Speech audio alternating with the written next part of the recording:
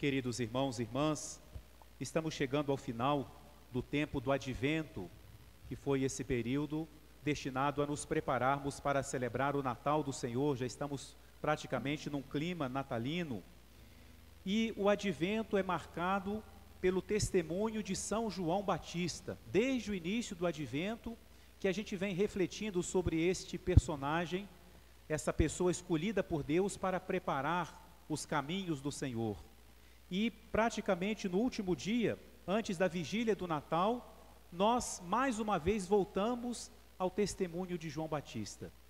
O evangelista São Lucas, que conta a infância de Jesus, faz uma espécie de um paralelo.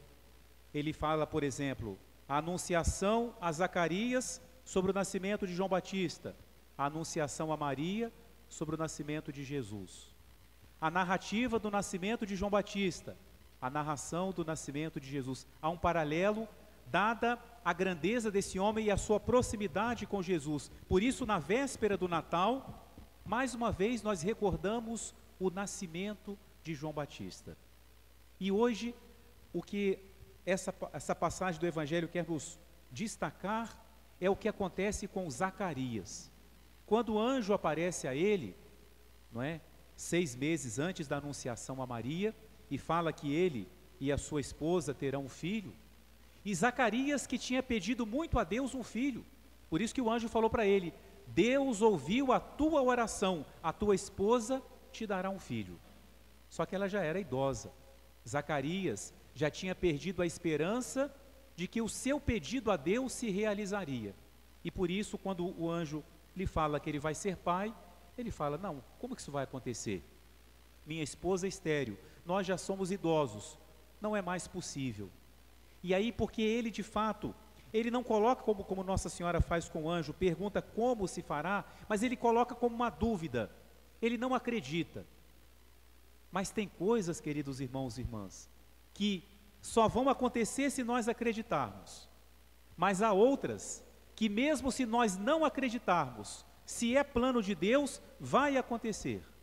E era plano de Deus que Zacarias nascesse de pais idosos e de uma mãe estéril, porque, como disse o anjo, para que fique claro que para Deus nada é impossível. Aquelas coisas que para nós seres humanos são impossíveis, Deus pode realizar.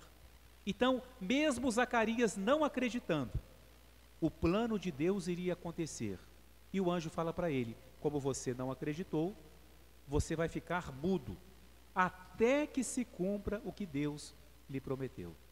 E de fato é o que nós vemos, né, no início da narração hoje, quando querem colocar o nome de João Batista. Interessante como que as pessoas gostam de dar opinião, né? Até escolher o nome para os outros.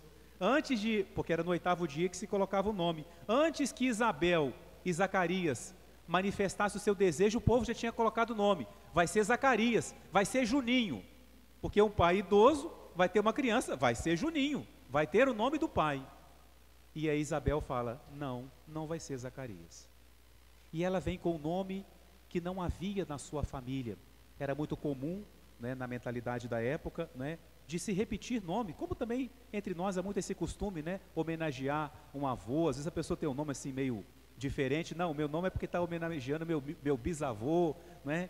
É bonito isso, né, de conservar certos nomes na própria família. Então, como assim João, se na sua família não tem ninguém com esse nome? João significa graça de Deus, e por isso que esse nome foi escolhido pelo próprio Deus para João. Isabel então fala: João é o seu nome. Isabel era uma mulher cheia do Espírito Santo, né? Ela reconheceu, quando Maria chega à sua casa, ela reconhece a presença de Jesus, né? E Deus mais uma vez lhe manifesta o nome que seu filho deve ter. O seu nome será João.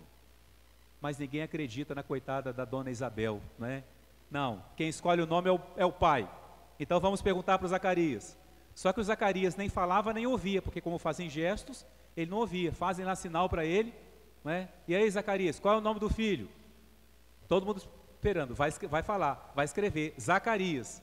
Ele pede uma tabuinha e escreve: João será o seu nome.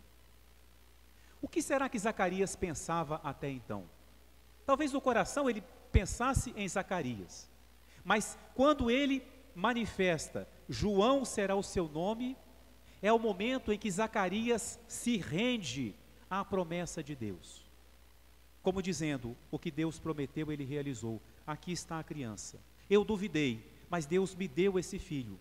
Então, se Deus me deu, se Ele cumpriu a palavra dEle, se Ele ouviu a minha oração que eu fiz durante toda a minha vida, e quando eu já não imaginava, Ele me deu essa criança, pois eu também tenho que fazer o que Deus me falou através do anjo Gabriel. João será o seu nome. Quando Zacarias fala isso, em realidade, ele está fazendo um ato de fé. Nada foi por acaso, foi obra de Deus.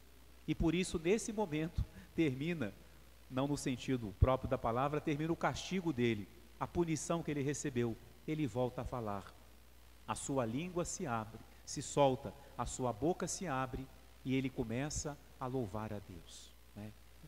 Zacarias louva a Deus quando ele se inclina diante dos planos de Deus. E assim como a Virgem Maria, quando saudada por Isabel, pronunciou o seu Magnificat, Zacarias nesse momento também pronunciou o seu cântico, que se chama Benedictus, né? Bendito seja o Senhor Deus de Israel, porque a seu povo visitou e libertou, e fez surgir um poderoso Salvador na casa de Davi, seu servidor, como falara pela boca dos profetas. E assim por diante ele vai dizendo, e depois fala para o seu próprio filho: e tu, menino, serás chamado profeta do Altíssimo, pois irás à frente do Senhor para aplainar e preparar os seus caminhos. A sua gratidão manifestada nesse cântico. Queridos irmãos e irmãs, que nós possamos aprender da história de João Batista, da história de Zacarias. Nada nem ninguém pode impedir os planos de Deus. Mesmo às vezes a gente não acreditando, aquilo que Deus deseja, aquilo que Deus determina, Ele vai conduzir, Ele vai realizar. E em realidade, toda essa fidelidade de Deus no nascimento de João Batista era uma espécie de prova da sua fidelidade maior, dando-nos o seu próprio filho. De João se fala, a mão do Senhor estava com ele, mas em Jesus é a própria mão de Deus que vem até nós, é o próprio Deus que vem até nós, que não só se aproxima da nossa natureza, mas se reveste da nossa carne, se faz um de nós e se torna o nosso Salvador. Já nesse ambiente natalino, agradeçamos o amor de Deus por nós, abramos o nosso coração à sua graça, sejamos agradecidos por tudo que Deus realiza, mesmo às vezes nós duvidando tudo aquilo que Ele realiza na história de cada um de nós. Amém.